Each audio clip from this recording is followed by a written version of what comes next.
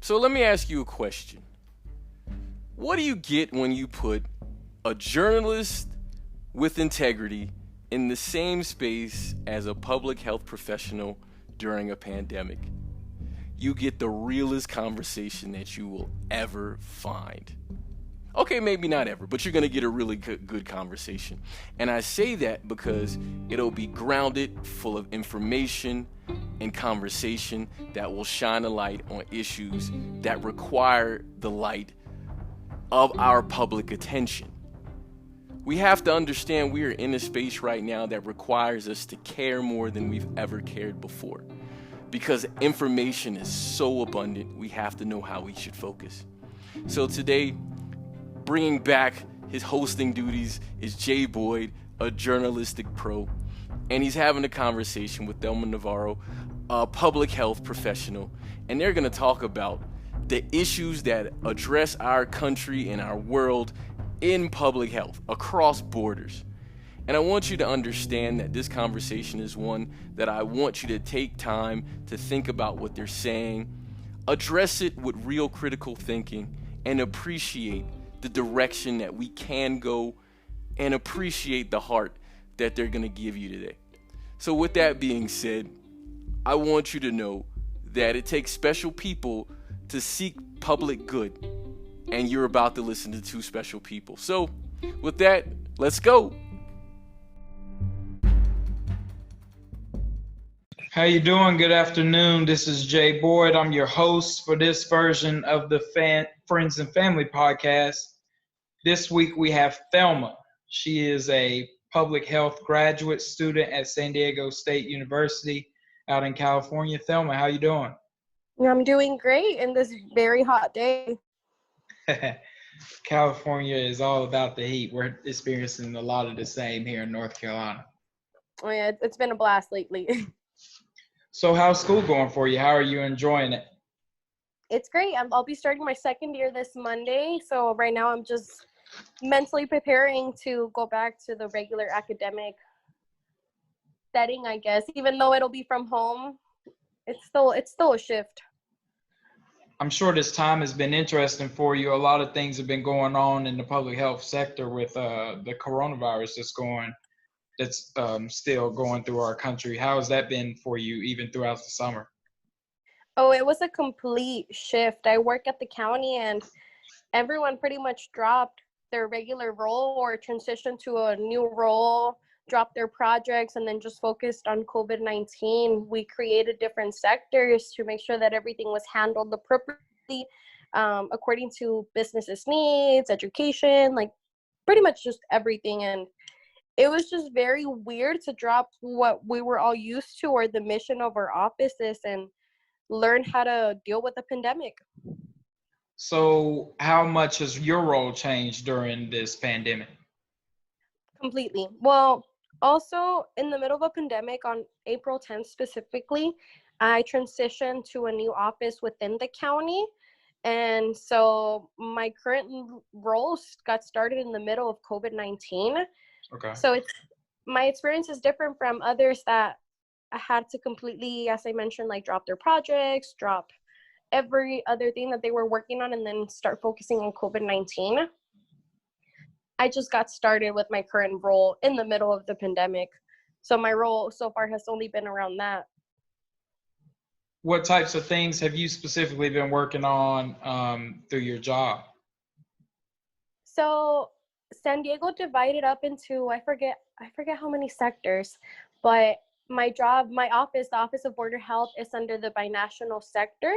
So my office, specifically me and two other coworkers, have been working on biweekly newsletters to compile data and other type of information and resources that can share with different partners focusing on binational health. They're just interested in learning about binational health. And so the resources that we push forward and share and the statistics that we're sharing are both from north and south of the border, and we cover Imperial County, Mexicali, Tijuana, and San Diego. So that's been part of the role, and then just projects as they come along.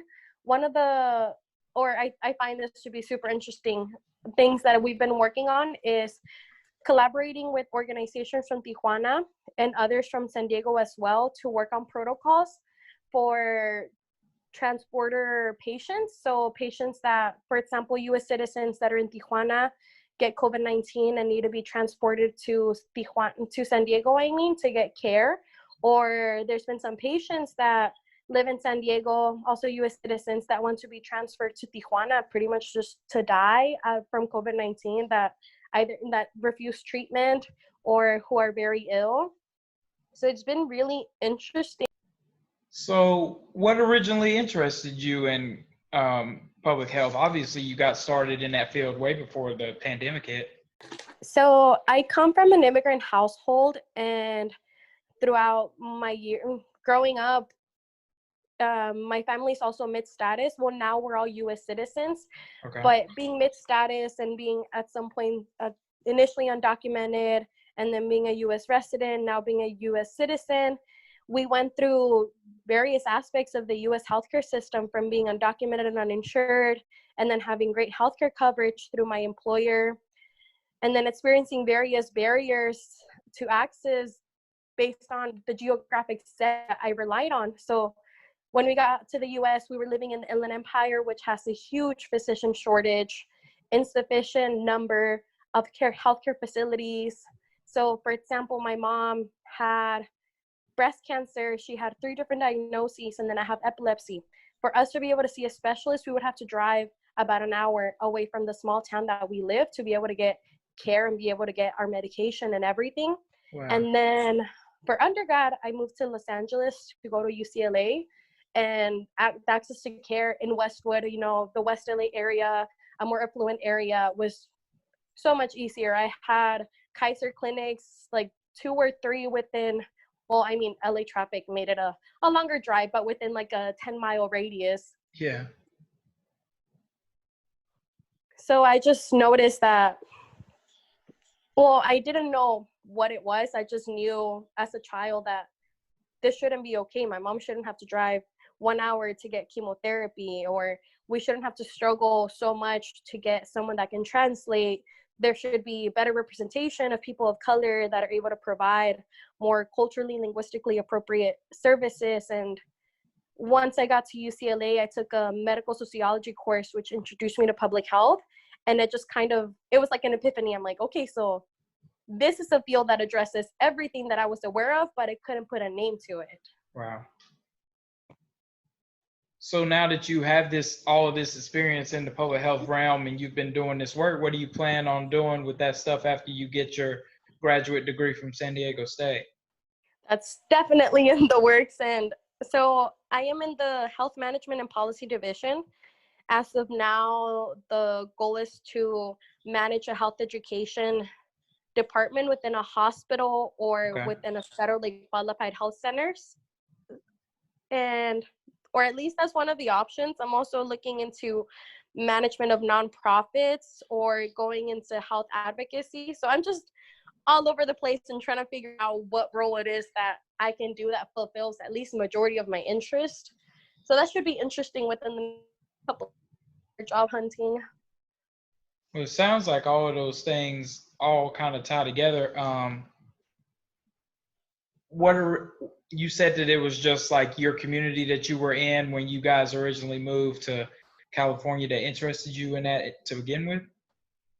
Yes. So the city that I raised in, when I was growing up, it's majority Black and Latinx people that live there. Yeah. And, nationwide, there's a lot of health inequities that affect both Black and brown people across the country. Yeah. And once I got to LA and I saw a more diverse city being in Westwood, it just kind of solidified the fact that, things are not the same for white people in comparison to people of color when it comes to healthcare delivery, healthcare access, healthcare outcomes. So, I kind of connect to all of the different cities that I've lived in as my community. I grew up being a transporter individual, going back to Mexico to visit my family a lot, relying on the healthcare system in Mexico many times when we couldn't afford healthcare here in the US. So I connect a lot with the immigrant community and then just other minorities in general. And so that's why, as a whole, like helping people from different socioeconomic statuses, from different cultures, different racial, ethnic backgrounds, I just want to make sure that throughout my career, I can try to ameliorate some the many, many, many gaps that exist in the system. That's really interesting, and it's so true, and all of that stuff kind of ties into the moment that we're in right now, where we're in the middle of a pandemic, but we're also in the middle of like this great social justice movement. How have you seen some of those things change while both of those things have been colliding? It's been really interesting. As I mentioned earlier, the pandemic didn't exactly create any additional gaps. All it did was heighten them even more and made them so much more obvious. And of course, the interesting part about the pandemic is that it's affecting everyone, whether it's from an economic aspect or even a social aspect. You know, everyone not being able to see their families as much or at all if they're immunocompromised, not being able to go out and whatever it is that they did for their social lives. And then when you really dig in there, you can start to see the social inequities, like the fact that, for example, in San Diego, Latinx people make up about 34, about 1/3 of the population, but we make up nearly 70% of the COVID cases. Wow. And then in various states, various cities, there's, for example, in Chicago or in Illinois, I think Black people make up about 15-ish% of the population, but they make up about 70% of the deaths in Chicago Wow. due to COVID-19. So there's all these things that we were aware that Black people and other minorities are affected by different diseases in a way different aspect, whether it's from genetics, generational trauma, epigenetics, all of that stuff. But now it's like, you cannot deny this. Like, this is, how is it that, Latinx people make up 30-ish%, but we're 70% of the cases? And how is it that Black people make up 15-ish% of Illinois, but they make up about 70% of the deaths in certain areas? So there's just these things that people kept denying, that race or health is affected by race or it's affected by your socioeconomic status, but it's like, you can't deny that anymore. It's right there, and it continues to be right there, and it continues to be heightened.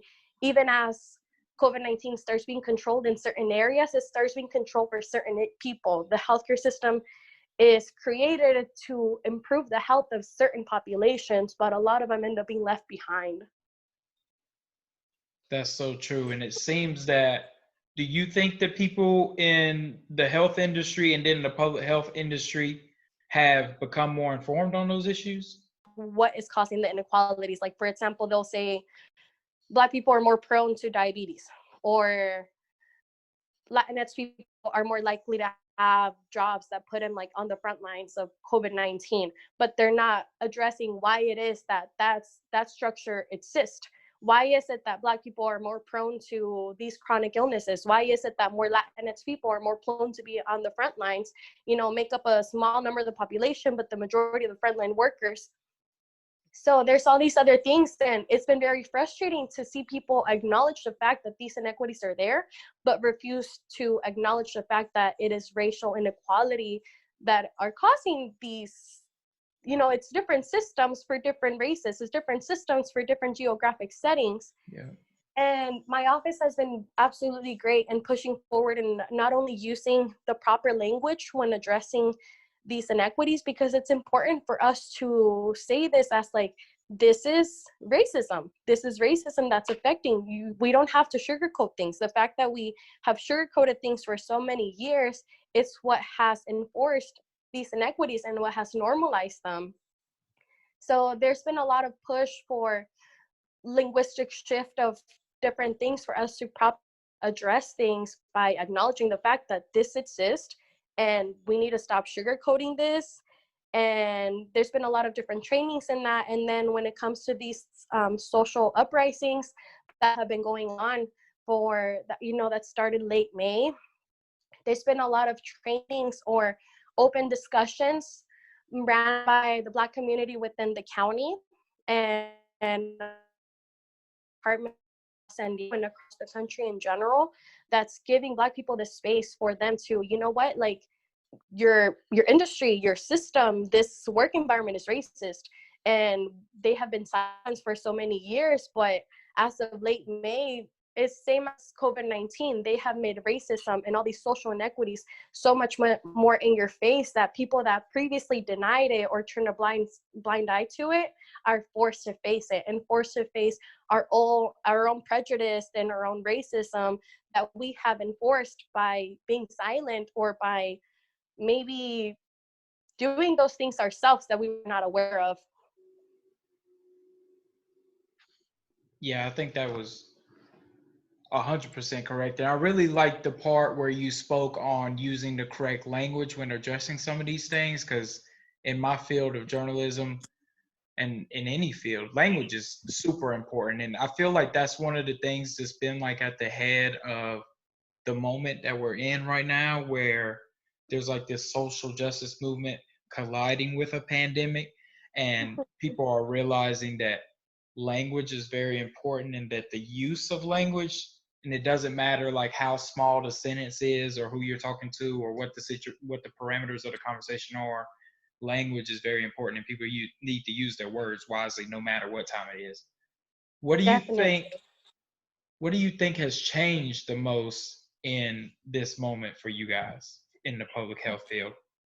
One thing that, well, for sure, given that, so many offices and so many immunocompromised people and the stay-at-home orders, the thing that has advanced the fastest has been telemedicine, which it has been advancing for years now, but the COVID-19, I mean, put it in the fast lane. And there's now access to mental health services online more frequently. They have hired more mental health practitioners to address, like, for example, domestic violence was on the rise when this started. And same as like mental health issues started worsening for a lot of people during COVID-19. And it's just crazy to think about how difficult it has been before for many individuals to schedule appointments. But now that they made it through telemedicine, suddenly there's more appointments available. So there's this kind of like frustration that a lot of public health people hold, because we've been pushing to make so many services more accessible to people that have mobility issues or that have transportation issues. And now we know that this was possible all along, but people just didn't didn't put that much importance to it. So that part is like, I guess, glass half full when it comes to a pandemic, making Yeah. telemedicine and healthcare services more accessible to a lot of vulnerable populations or underserved populations. Do you think those things continue post pandemic? I feel like there's been a lot of changes that we've seen um, with, I guess, logistics of going places and being out in the community now, that I feel like are probably going to be long-term changes. They won't be just in this pandemic. They'll continue on after. Do you think telemedicine will continue to be a strong trend even after the coronavirus passes us by? I hope so. And this is something that, a lot of different, not just healthcare, but a lot of different fields are saving money now that they don't have to have, for example, an office. I've seen some of my friends that their employers told them that they're going to be transitioning completely to online, and now they're going to be saving money from rent, for example, or don't have to hire staff for specific issues and all these other things. And I hope that when it comes to healthcare, there's going to be a push, even once COVID-19 starts to settle a little bit more, that people are gonna, be more in the faces of different people that hold leadership roles in public health, and make sure that this sticks, because this is so necessary for so many populations. And for sure, I'll be one of them trying to push for this to remain. Because all these things kind of go back to accessibility at the end of the day, right? So it's just all about like, does every community have the same access to these things? And that kind of goes back to what you were saying earlier, that a lot of these vulnerable communities and these marginalized communities just don't have the same access to the healthcare that maybe these white populations do in the exact same city. So it all just kind of ties together in that way, does it not? Yes, definitely. And so I feel like a lot of people use access as a semi-banded approach or a band-aid term, because technically speaking, we all have access, or we all have these services available to us, but it's like, how accessible is it? What Yeah. barriers exist for us to get there? And then you dive into the utilization of healthcare services, and there's inequalities in there as well. So as you were mentioning, like, this is completely different. There's different systems for different populations. So I kind of want to tie together out both of our fields. How do you think the media has done of portraying the seriousness of this disease, and then, or how have you seen that portrayed in the media? Have you enjoyed the coverage of it, or what? So when it comes to marketing or specific like media that focuses on public health, I've seen a lot of the whole sugarcoating it. I seen so in my office we keep pulling out all these different articles that are coming out that acknowledge the fact that, well, Black people or Latinx people are more affected by this, and then they'll stop it there. So they're saying they're more affected, but then they ignore the racism behind it. Yeah. And that's just something that has been across the board. And there's been some organizations that are more rightfully blunt about it and say, well, these inequities exist because XYZ. But those organizations get a lot of pushback from public health, from people in leadership in public health, or from community members talking about, well, this is BS, like this doesn't really exist or whatever. You know, those people that continue Yeah. wanting to purposely deny, turn a blind eye to all of this. So, I mean, what do you think when it comes to the kind of pushback that people get when, you know, they call out things as it is? I think it's kind of it's all based in integrity. I mean, once you sign up for a job in journalism, um, your job is going to be to discover facts and to report the truth as it is. It doesn't matter whether you enjoy that truth or if you agree with that truth or not. If it's a fact, it's a fact. So I feel like there's a lot of, I think kind of, I was going to ask, which medium do you think does the best job of telling the truth? Because I still believe, even though not as many people read the newspaper on a daily basis, the newspapers have done a fantastic job of kind of pushing back on some of these things and saying, yeah, okay, well, like you said, Illinois had a 15% uh, population of Black people, and though in some communities it was 70% of their coronavirus deaths were from the Black community. I think the newspapers have done a fantastic job of using numbers like that to show that this is a disparity in access to those healthcare mediums. So I think maybe TV could be the best medium for that because it's visual and it's audio, and it could bring together some really quality stories. And I think there's been some of that around, but it's been kind of hard because it hasn't been. It kind of goes back to what you were saying, that there's a lot of backlash when people tell the truth, and it's an inconvenient truth for some populations. So if, let's say, a TV station is to go out and say, yes, this is happening, the disparities are wild, and it's tied to just a system of systemic oppression, then their phone would be ringing off the hook for the next week because people do not like feeling like they've been attacked in any way. And it just comes to, I mean, it's a weak mindset, but just people don't like inconvenient truths or truths that they feel like target them. Definitely. And that links back to how you mentioned integrity. Like, how much are you able to take to put the truth out there? And definitely TV, and in a lot of communities, radio is the best way to reach out to community members and get the information out there.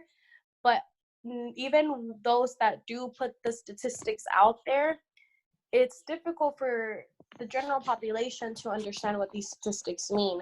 Yeah. And that's where I've seen a lot of individuals try to encourage these media outlets to not only state the fact that these inequities are there and give the numbers and make like a statement as to, well, these Black or Latinx communities are more affected, but they need to also say why it is that they're more affected. Absolutely. And give the proper resources. And then for a lot of marketing strategies, their strategy is for pretty much kind of racist. We've had a lot of different marketing strategies continue to provide the same type of information. Like there's so much need that you can get out of telling people how to wear a mask. After that, they need to say why it is that you need to continue following these protocols. They need to be able to properly explain how testing is done, the window period that you should be waiting, the fact that even after you get tested, you need to get retested again if there's possible exposure to COVID-19 again. And then there's just all these other things, and they keep doing kind of like just the most superficial information that they can provide. And this is just for all communities in general, they need to address it. They need to change their language appropriately to each community that they're targeting, and not only their language, but the way that they reach out, for those communities that may not have access to the internet, and just that, or those communities that will not be spending hours reading articles. Well, how can you put this out there on TV, or how can you put this out there in the radio? And how is it that, what's that hook that you can use to grab their attention, and then change that out according to each community that they're reaching out to. And I have seen some marketing strategies that are more appropriate, but I think that's more from smaller organizations or smaller companies that have more freedom in the kind of language that they can use, or that have a more specific audience, so that they can focus on that audience better and address their specific audience better. But there's also a lot of companies and a lot of organizations that have a broader audience, a broader community that they're serving, that they're supporting. And then I think those, of course, have a harder time adjusting accordingly. But that's of course understandable. It's difficult to adjust your strategy for everyone. Absolutely. I 100% agree with you. I do feel like what you were saying about, there has been some organizations that have attempted to put those numbers out there, but then they don't give proper context with those numbers. I think that's been one of the most important things that I've seen over the coverage of this pandemic, is there hasn't been a consistency, I don't feel like, with some of these stories. So even if a medium has put out the story saying, that these numbers are or the virus is disproportionately affecting Black and brown communities because they don't have the same access to healthcare, I don't feel like there's been a longevity to that story where there's been a consistent reporting of multiple angles of that story. Like, okay, so these are the people that are being affected. Okay, let's go talk to those people. Okay, well, let's talk to some of the healthcare officials in that area and see why they aren't getting the resources that maybe the community right next door is getting. Okay, why aren't they getting those resources? Where's the money coming from? There needs to be longevity to their stories, and there needs to be consistency so that proper context can be brought with these numbers. Because if you just and it's easy in the news game to put out numbers, and I do feel like, I understand that it's hard to do long form stories and to continue coming back to a story each and every day, but I feel like they would get a lot more understanding from their community. And if it's our job as journalists to provide a story and to provide it with the best context that we can and report truth, no matter how inconvenient it may be for somebody to hear, I do feel like there is a million positives to providing a story from multiple angles and not just hitting it one time and leaving it alone, or throwing out a couple of numbers or like buzzwords and then moving on to the next story the next day. And for there to be some consistency in the reporting and to bring true context to the story, talking to different people who provide resources, people that can provide that access, and then of course the people who aren't getting that access and who are being wronged in a lot of these situations. I could talk about this all day. Is there anything that you'd like to add before we wrap it up? Yes, I love how you brought that up, because a lot of the best articles that I've read, or the best marketing strategies that I've seen, are those that go to the community and ask them, how can we support you? And then those articles that go ahead and mention specific stories and are exemplifying the voices of the community rather than trying to speak for them, those are the ones that get out the best information. And those are the ones that, as you mentioned, are providing context to these numbers that they're getting out there, because you're not going to grab people's attention by just throwing out numbers or by making very superficial statements. You know, you need to put a face to this. You need to humanize these numbers and make sure that people know, like, hey, this is affecting your neighbor, this is affecting your family member, this can affect you, and this is an example. And learn about this, listen to what's going on from your community members. Like, a lot of people in different fields just need to stop thinking that it is our role as public health professionals or whatever it is that we might be into to speak for these communities, but instead we need to learn or figure out how it is that we can give the space to them, how it is that we can exemplify their voices and their experiences.